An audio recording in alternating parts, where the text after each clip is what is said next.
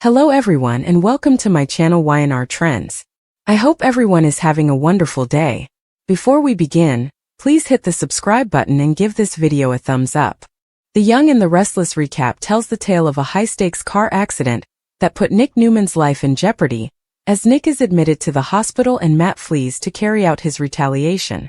More desperate than ever, Matt was officially at large once more.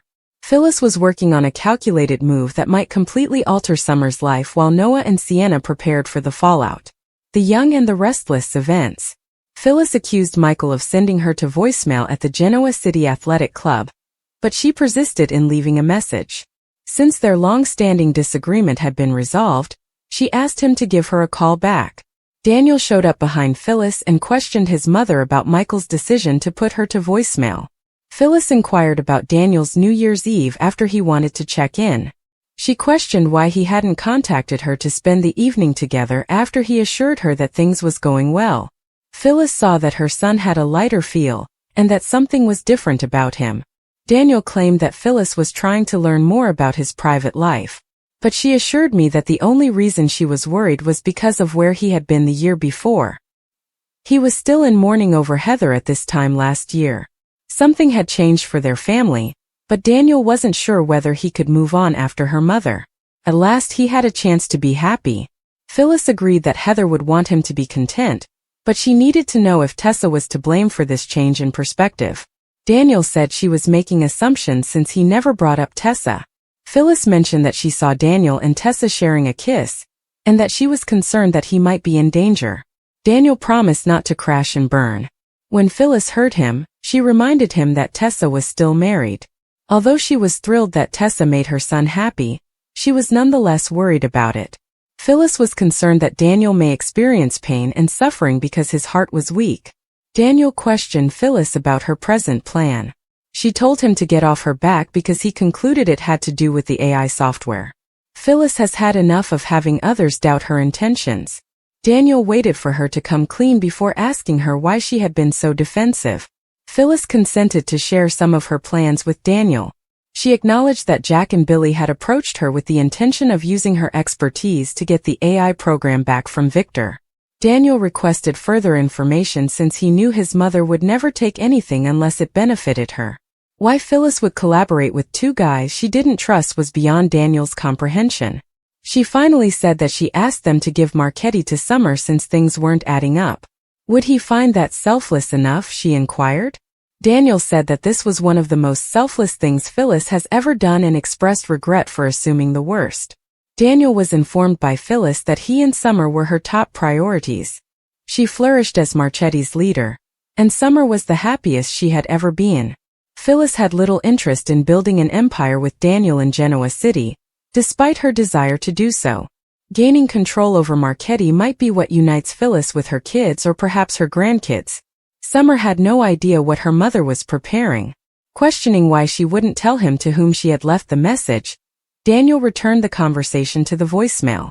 He reminded Phyllis that there was solid reason why no one in the community trusted her. Daniel was delighted that his mother was considering Summer in this manner, but something about it made him hesitate. Daniel pleaded with Phyllis to hold on to this wonderful chance for their family. He advised her to give up the plots and games, and maybe things would work out differently for her if she did.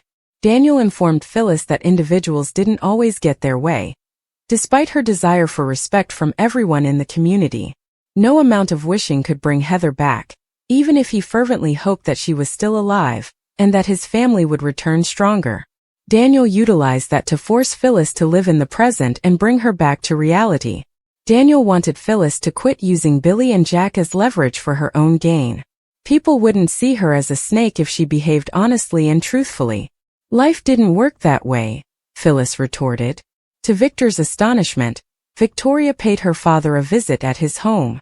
Even though it was late, there were a number of work-related issues that needed to be addressed. Observing his distraction, she inquired as to whether it was related to Noah's persistent problems. Victor clarified that he was waiting for word from Nick, and that the nightmare with Matt was almost over. He informed Victoria that Sienna had been safely recovered, and that Matt had been apprehended. Nick was the one driving Matt there when Victoria inquired as to whether the cops had him under arrest. Enraged that Nick had taken matters into his own hands with Matt, Nikki stormed into the room. She didn't think it was safe because she knew how deadly Matt was. Victor reassured the two women that Nick was capable of managing someone as erratic as Matt. Nikki needed to know the whole truth this time, and she didn't want any details left out. Victor informed them both that he knew how to keep his family safe, but he refused to be honest. They insisted on knowing the truth and rejected his evasive response. In another incident, Matt was able to persuade Nick to wreck the automobile, endangering their lives. Nick seemed to be hurt while driving, but he quickly regained consciousness. His initial reaction was to grab his phone and give Victor a call. Even though Nick was having trouble speaking, he was able to inform them that Matt had escaped due to an automobile accident. After a while, Nick woke up once more, this time in the hospital with Nikki, Victoria, Noah, and Sharon around him. Nick's leg injury worried the doctors, and surgery was a possibility. Nick explained to his family how Matt got him to lose control of the automobile and flee after the doctor had departed. The fact that Nick survived the collision and told Victor about it made everyone glad. Noah expressed regret to his father for initiating the incident, but Nick's sole concern was locating Matt and ensuring that he was prosecuted. With Matt out and about as a free man, nobody was secure. Nick was determined to bring Matt into the police station himself, despite Victor's advice to the contrary. As Nick was taken away for additional examination regarding his leg injuries, the talk was interrupted. When Noah couldn't reach Sienna, he became alarmed, but his family begged him to stay still so Matt wouldn't capture him. When Matt felt cornered, Noah reminded everyone of his brutality. Retaliation had become his only goal in life, and he wasn't above murdering Sienna. When the doctor came back, he informed the family that Nick needed extensive surgery due to a fractured fibula. Noah slipped out of the hospital room to make sure Sienna was secure while Victoria, Sharon, and Nikki were preoccupied. Sienna reassured herself that she was secure, solid, and grounded while she was in Sharon's house. She also assured herself that Sharon and Noah would soon return. She glanced at several family pictures, including Noah's, and declared that Matt couldn't hurt her. But Sienna was startled by a loud banging on the door, which might have confirmed her worst suspicions. It was Tessa instead of Matt, and the two seemed to already be acquainted because they called each other by name right away. It had been years since their last encounter, and Sienna referred to Tessa as a blast from the past. She complimented Tessa on her successful singing career, as they talked about their time spent together at the clubs. Sienna informed Tessa that she and Tanner were an amazing singing combo that enthralled crowds. Despite their divergent personal paths, she inquired about their brief reunion tour. Sienna verified that she was still in Los Angeles when Tessa asked, but it was in a very different role. Tessa replied that she did live in Genoa City when Sienna asked. Tessa, on the other hand, was more perplexed and questioned Sienna about why she was in Genoa City, at Sharon's of all places. Tessa was curious and wanted more information when Sienna revealed that she and Noah had become close. The pieces weren't quite fitting together when she learned about Noah's accident. Unaware that Tessa was far closer to the scenario than Sienna could have imagined, she inquired as to how Tessa knew Noah. Tessa told Sienna all about her relationship with Sharon, including the fact that she was Noah's sister-in-law because she was married to Sharon's daughter Mariah. Sienna's gloomy day was brightened by Tessa's eagerness to inform her about Aria. Unaware of Tessa and Mariah's ongoing problems, Sienna said it was encouraging to see that some marriages could succeed. Sienna told Tessa about her personal life, and used her marriage as collateral in Matt's scheme to exact revenge on the Newman family. Tessa was shocked to learn that Sienna was married to a monster, because she had no idea who Matt was. Sienna filled Tessa in on the full scheme of retaliation against the Newman family, the affair, and Matt's attempt to kill Noah. Tessa expressed her sympathy for how much they had suffered, even if it was a lot for her to process. She also thought about how much Sharon had endured in the past few years. Frantic that he hadn't heard from Sienna, Noah went into the house. The adrenaline thrill of thinking Matt had reached her made him tremble. But his focus soon turned to Tessa, and the two had an uncomfortable reunion. Tessa and Sienna disclosed that they had previously met in Los Angeles. Noah was taken aback by how tiny the world was. But Sienna questioned why Noah was so tense when he initially showed up. He gave her all the details of Nick's accident and advised them to be cautious because Matt was still at large, and they didn't want to become victims of him again. A figure approached a bleeding and battered Matt on the ground as the episode came to a close, indicating that the fight was far from over. After attacking Nick and causing a crash, Matt vanishes. In her message, Phyllis begs Michael not to abandon her. She requests that he give her a call back. When Daniel hears, he inquires as to why the person she contacted would be ignoring her. Phyllis wishes him a happy new year and invites him to eat with her. They are seated at a table. She asks him what he's up to, ignoring his query. She hopes he will get off to a good start, because she is worried that last year was difficult for him. Daniel claims that losing Heather last year was quite difficult. Things shifted for him and Lucy, even though he wasn't sure he wanted to go on. He believes Heather would have preferred it if he could be happy. Phyllis smiles. Does this have anything to do with Tessa? Daniel can't crash and burn right now, and she worries that he is heading down a very stupid path. She inquires as to whether Tessa has filed for divorce. Daniel queries why she is so worried and why she refuses to respond to his inquiries. Phyllis dismisses it. Tessa is content if she brings Daniel joy. Daniel inquires as to whether she spoke with Billy or Kane on the phone. Neither Billy nor Kane are reliable, according to Phyllis, who claims she wouldn't talk to them. Daniel chuckles. It's funny because she had previously told him how reliable they were. She must have called about the AI software, he surmises. Stop it, Phyllis orders him, and get off her back. She claims that she is currently acting in a non-selfish manner. She replies, lowering her voice, that Jack and Billy have requested her to protect Jabot from Victor. However, she will be rewarded for her efforts. Daniel hopes that she will act morally at all times. Why is she joining forces with them when she recently stated that she doesn't trust Billy? He hopes it's not motivated by self-interest. Phyllis claims that she is working in return for Jack giving Summer ownership of Marchetti, and that is not at all self-serving. Daniel is taken aback. It's not selfish at all. According to Phyllis, she does everything for her kids. Although she is aware that she is flourishing in Italy, she misses Summer. Daniel queries whether Phyllis's statement that she was working on a plan to unite their family was related to Summer taking control of Marchetti. Phyllis gives a nod. Marchetti should become their family's kingdom, according to her. Now it's fashion, but in the future media might be added and Daniel, Lucy, and Harrison might have a position there. Daniel inquires as to whether Summer is aware of the scheme. Phyllis says she won't notify Summer until the plan is complete. Phyllis freaks out when Daniel asks if the voicemail she was leaving has anything to do with this. Why are you inquiring about this? Daniel sighs and remarks that it's understandable why no one has faith in her. He encourages Summer not to blow it up, but he is happy that his mother is supporting her. No more plotting. Phyllis inquires as to why her playing hardball bothers him. Daniel claims it's because she never succeeds in the game she plays. Instead, she either hurts herself or others who are close to her. These people don't need her to prove herself. According to Phyllis, she is deserving of the respect she seeks. People don't always get what they deserve, according to Daniel. He reminds her that both he and Lucy have had to come to terms with Heather's absence. They were fortunate to have assistance from Phyllis, Summer, Paul, and even Tessa. Phyllis expresses regret over Heather's absence. Daniel is content to live in the moment, but he wishes she was too. He tells his mother to quit using Jack and Billy to her advantage, even though he knows she doesn't want his advice. Perhaps if she moves forward with honesty, she may get her desired results. Phyllis gives a shrug. That is simply not how it operates. She warns Daniel that she must fight back after paying the bill. Everyone in the community has made fun of her and damaged her reputation. She has achieved everything in her life via sheer willpower. Summer, Lucy, and Daniel are the only people she can put her trust in. She needs Daniel's assistance, but she will get what she wants.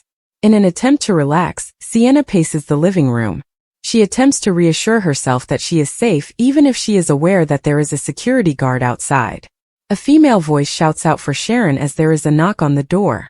It's Tessa when Sienna opens the door. They know each other from a long time ago. They discuss their common past. They were acquainted when Tessa was in a band and Sienna was a roadie. Sienna questions whether Tessa continues to perform.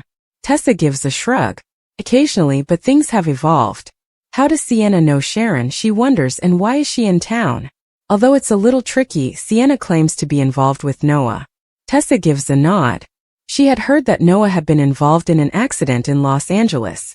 How does Tessa know the Newmans, Sienna wonders. Tessa claims to be Noah's sister-in-law. She has a kid named Arya and is wed to his half-sister Mariah. Surprised, Sienna hopes Tessa is content. She claims that she married a real son of a bitch, who had no regard for her, and was solely interested in exacting revenge on the Newmans. She informs Tessa that he is named Matt Clark, and that he used to reside in Genoa City. People believed he had passed away, yet he returned. Tessa chuckles. In Genoa City, that is not uncommon. Sienna claims that although she knew Matt as Mitch, she was unaware of his background.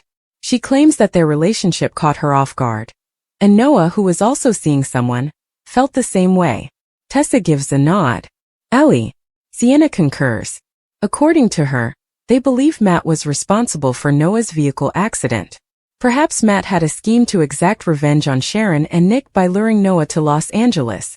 She and Noah were held captive by Matt, who nearly killed them. Tessa flinches. She apologizes for what happened to Sienna, but she's relieved that she's all right. Victoria arrives to speak with her father about business. If there are any updates on Noah, she inquires. Victor claims to be awaiting Nicholas's response. I hope that this thing with Matt Clark will finish soon. He claims that Sienna is safe, the family is secure, and Matt has been captured. Victoria is content. She inquires as to whether Matt is being held by the police. Nick is taking Matt to the police, according to Victor. Nikki hears. She is upset that Nick is driving Matt. The security staff need to handle that. Victor assures them that Nick is capable of handling someone like Matt, so they shouldn't worry. He declares that he is capable of defending his family. Before anyone is harmed, Nikki and Victoria want this to end safely. Nick is being choked by Matt while he drives. Nick, this is over. With a moan, Nick applies the brakes firmly. Everything turns dark after a crash. Nick awakens after some time. He is trapped behind the wheel of his car when the airbag went off. He grabs his phone and makes a call to his dad. He informs him that Matt managed to flee after he was involved in an automobile accident. He wants assistance since he is stuck in the car. Memorial Medical Center. At Nick's bedside are Victoria, Nikki, Noah, and Sharon. They ask the doctor what's going on with Nick because he's awake. According to the doctor, Nick's leg injury is a concern. The results of the X-rays will provide more information, although surgery may be necessary. Nick informs everyone that he lost control of the automobile after Matt assaulted him from the rear seat and began choking him. Since Matt wasn't there when Nick woke up, he must have escaped. He instructs them to notify the police that Matt has left. They concur that with Matt Clark at large, nobody is safe. Matt Clark is back in town because of Noah, who is upset. Sharon assures him that Matt is the only one at fault. Nikki questions Nick about why he let Matt sit in the back seat unaccompanied. Nick claims that Victor attempted to stop him, but Matt was adamant about getting him to the police and had to pay. He's thick-skulled, which Victoria says she appreciates. Nick is wheeled out for X-rays as nurses come. Sharon hopes the ranch's security is vigilant. According to Nikki, Matt needs Victor's permission to enter the property. Noah is unwilling to take any chances. When he contacts Sienna, the call ends up in voicemail. He wants to return to the ranch to see how she is doing because he is certain she is in peril. Sharon, Nikki, and Victoria don't believe it's a good idea. They ought to remain in the hospital together. When the doctor returns, he informs them that Nick's leg is fractured. He promises to keep everyone informed after Nick's surgery is over. While everyone is busy, Noah sneaks away. Noah continues to rush to Sienna's aid, even when it puts him in risk, and Sharon wishes he wasn't so obstinate. She fears that Noah will confront Matt on his own.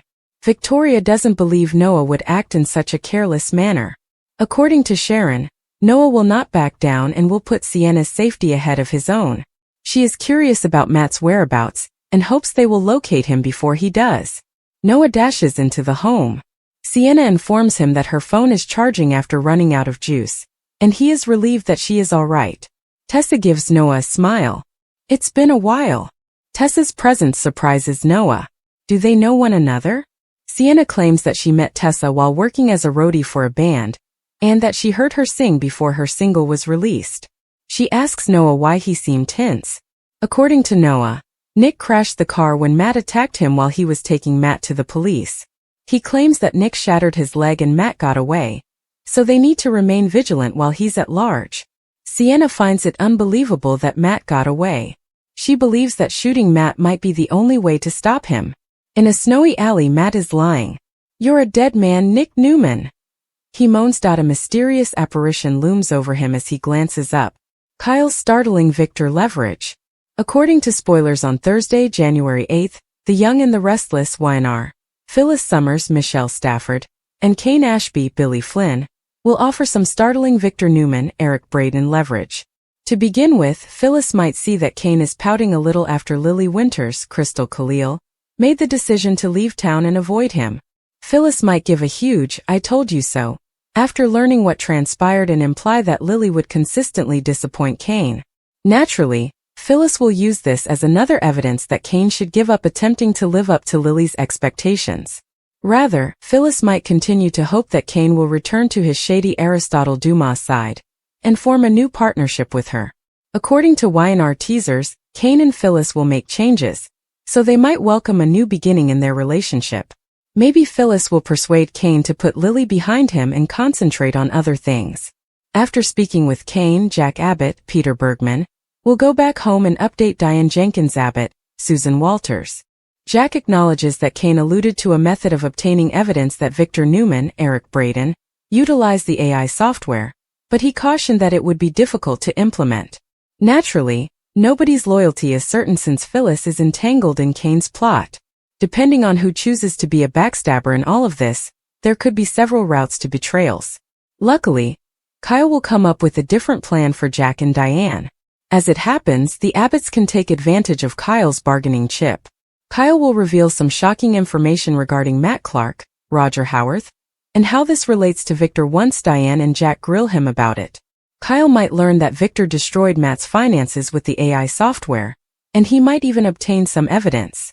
If the Abbotts can demonstrate Victor's criminal behavior towards Matt, they might not even need proof that his illicit actions ruined Arabesque. Kyle might believe that this is the key to pressuring Victor to make a deal and turn over the AI software. They will come to an understanding with Holden Novak, Nathan Owens, and Audra Charles, Zuleika Silver.